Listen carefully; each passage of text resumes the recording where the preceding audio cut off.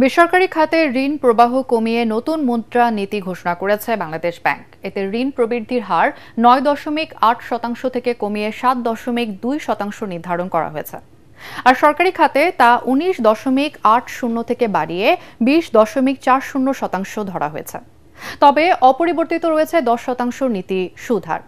যদিও গভর্নর জানিয়েছেন মূল্যস্ফীতি ৩ থেকে ৫% নামলে পলিসি রেট কমবে। তার আশা আগামী বছরে ৫.৫ থেকে ৬% জিডিপি প্রবৃদ্ধি অর্জিত হতে পারে। আরও জানাচ্ছেন শারফুল আলম। ডলারের সাথে মুদ্রার বিনিময় হার, উচ্চ মূল্যস্ফীতি, আর্থিক খাতে অস্থিরতা সহ নানা কারণে এখনও অস্বস্তিতে দেশের অর্থনীতি। সম্প্রতি নীতি সুদ হার কমিয়ে বেসরকারি খাতে ঋণ প্রবাহ স্বাভাবিক করার চেষ্টা করলেও তাতে খুব একটা সুফল মেলেনি। এমন বাস্তবতায় নীতি সুদ হার ১০% অপরিবর্তিত রেখেই নতুন মুদ্রানীতি ঘোষণা করল বাংলাদেশ ব্যাংক। মূল্যস্ফীতি ৩ থেকে ৫ ভাগ কমলে পলিসি রেট আবারও কমে আসবে, এমনটাই জানালেন বাংলাদেশ ব্যাংকের গভর্নর। চালের দামটা ছাড়া মোটামুটি অন্যান্য দামগুলো একটা স্থিতিশীল অবস্থা আছে এবং এটাকে যদি আমরা সেভাবে রাখতে পারি তাহলে আমাদের মূল্যস্ফীতি কমে আসতে বাধ্য।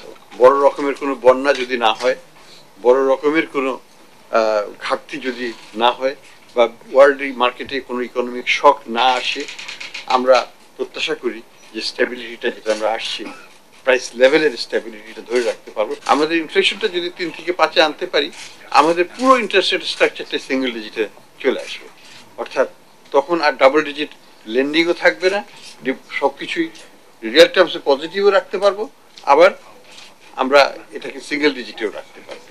নতুন মুদ্রানীতিতে বেসরকারি খাতে ঋণের প্রবৃদ্ধি ৯.৮ থেকে কমিয়ে ৭.২% করা হয়েছে, আর সরকারি খাতে ঋণের এই প্রবাহ বাড়ানো হয়েছে ২০.৪ ভাগে। ম্যাক্রো স্টেবিলিটিটা হচ্ছে pre condition for stable growth. Growth আমি ১ বছর আনতে পারবো, সরকার টাকা ছাপিয়ে, সরকার ব্যয় বাড়িয়ে আমরা এটা করতে পারবো, কিন্তু এটাকে ধরে রাখতে পারবো না। টেকসই প্রবৃদ্ধি যদি আমরা চাই, তাহলে আমাকে আমার ব্যালেন্স অফ পেমেন্টে একটা স্বস্তিদায়ক অবস্থা থাকতে হবে, যেখানে আমরা আছি বর্তমান।